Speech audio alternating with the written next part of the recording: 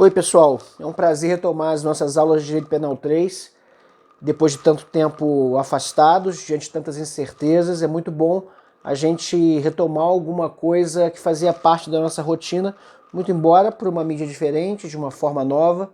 E por isso mesmo eu queria contar muito com a ajuda de vocês nesse novo momento.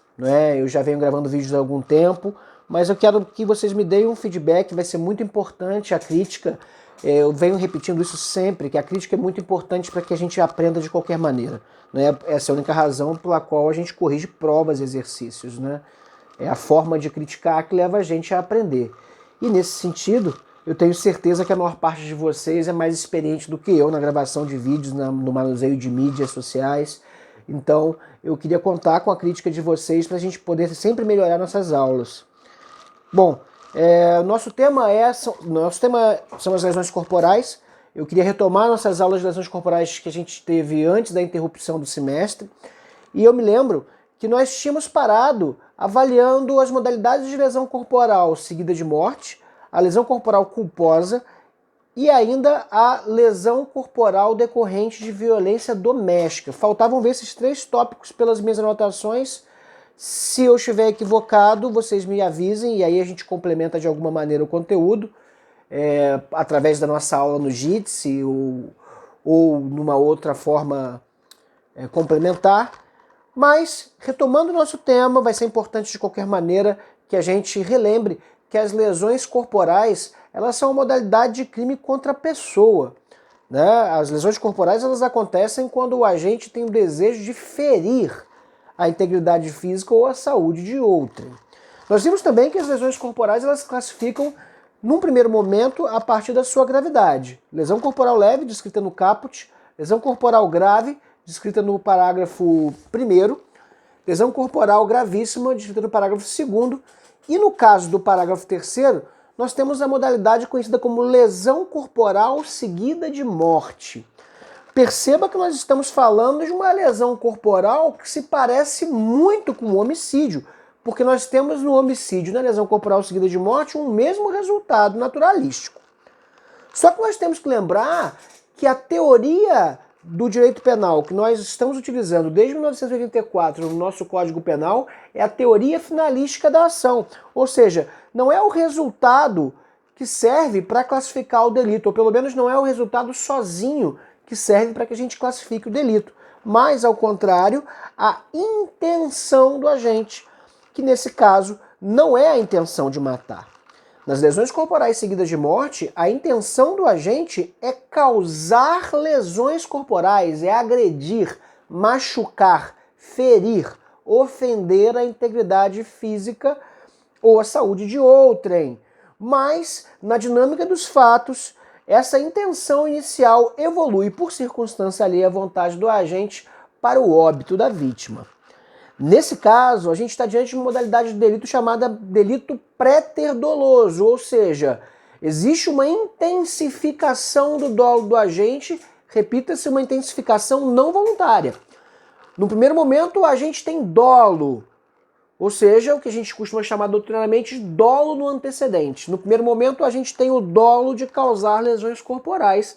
E essas lesões corporais, cujo objetivo inicial do agente põe em funcionamento o fluxo causal, em algum momento, por uma circunstância não previsível ou por uma circunstância cujo risco não foi assumido pelo agente e nem desejado de forma direta por ele, evolui a óbito, ou seja, nós estaríamos diante de uma modalidade que é, ao mesmo tempo, dolosa com relação à lesão corporal e culposa com relação ao resultado morte, ou seja, uma intensificação não deliberada da conduta delitiva.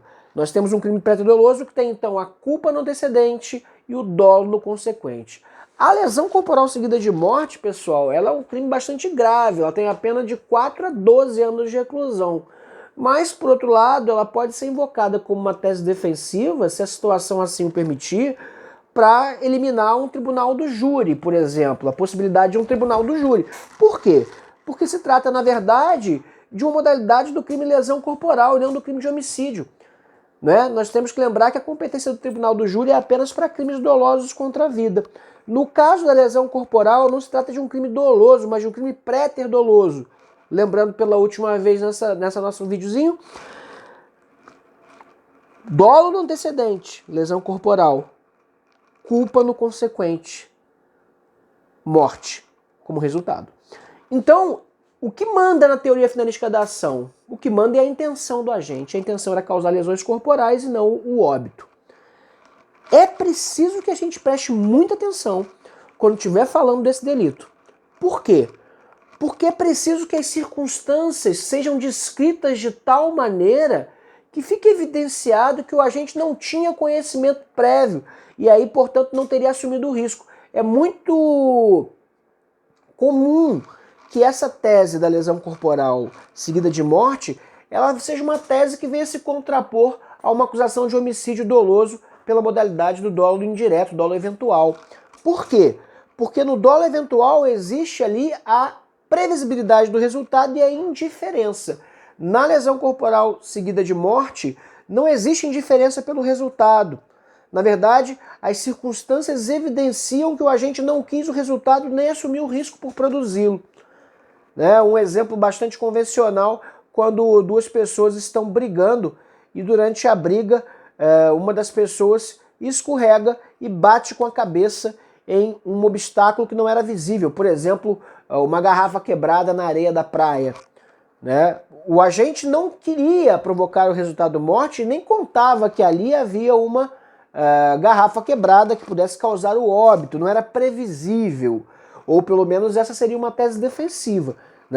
A ideia de que as lesões corporais seguidas de morte se afastam do dolo eventual são, na verdade, argumentos que vão se encontrar na batalha, na arena do judiciário, na arena retórica, em que a acusação tentará demonstrar a previsibilidade e a assunção do risco, ou ainda o desejo do agente de provocar o resultado morte, enquanto a defesa poderia elencar ali a sua imprevisão do resultado ou o não desejo do agente expresso, por exemplo, por uma tentativa pouco eficiente de causar dano, por exemplo, um empurrão. Um empurrão que poderia causar uma simples lesão corporal, mas que por uma circunstância não conhecida pelo agente pode evoluir a óbito, dando causa a acidentes que poderiam retirar ali o caráter doloso do resultado. Muito importante que a gente entenda que a lesão corporal seguida de morte, ela é um crime menos grave do que o homicídio doloso, sobretudo porque se o homicídio doloso for a júri e houver a incidência de uma qualificadora, a gente vai estar diante de um crime hediondo. E aí as penas tendem a ser, além de bem mais altas, também um agravamento do regime de cumprimento de pena e todas as implicações que a lei dos crimes hediondos traz na seara da execução penal e dos direitos do preso. Bom, por outro lado, a gente tem que entender que lesão corporal seguida de morte também não é nenhum tipo de crime de menor potencial ofensivo e nem mesmo um crime leve. As penas são elevadíssimas, 4 a 12 anos de reclusão significa que provavelmente essa pena terá que ser efetivamente cumprida em algum sentido, Se o réu for primário, tiver bons antecedentes e por alguma razão for condenado, ele terá que cumprir a pena em regime aberto. Mas, se não for o caso, ele terá que cumprir a pena em regime semiaberto ou mesmo fechado, devido à altíssima possibilidade trazida pela pena máxima de 12 anos. O preceito secundário dessa norma traz uma variabilidade que pode levar desde o regime aberto até o regime fechado. Mas, por outro lado, por ser crime violento, também suprime a possibilidade de aplicação de penas restritivas de direito.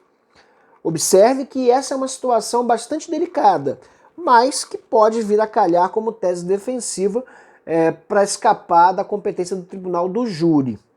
É importante considerar isso, certo? Chave para compreender esse delito: culpa no antecedente.